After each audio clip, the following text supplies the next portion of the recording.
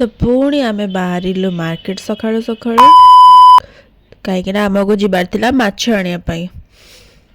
Then market रू आसिकी मुड़ी खाइकी पुणी मु बाहरिली दीदी घर को। सेठी हेदला एते सुंदर सुंदर फूल। देन दीदी घर आसिकी आमे पहुँचलु घर। आमा एठी माछ भाजुथिले, तापर एठी चिकन रंधा चलीथिला। तापर मु कर देइथिली मोर लंच। जेहेतु हॉस्टल जीवार थिला तो समस्त को बाय करिकी मु बाहरिली। तो देन आमे बाहरलु स्टेशन और फाइनली पहुँच गलु स्टेशन रे। तापर ट्रेन भितर बसी बसी पूरा बोर लगी जाइथिला, तो आमे टिके खाइ देथिलु गुगनी। तो भुवनेश्वर पहुँचु पहुँचु हो जाइथिला राति 10:30। तो मो हॉस्टल न जाइकी मु रही जाइथिली मो दीदी घरे। तो सकाळ उठिला को खाइ देथिले टिके मुड़ी तरकारी आ मु पळैथिली हॉस्टल। फाइनली मु पहुँच जाइथिली मो कैंपस पाखरे।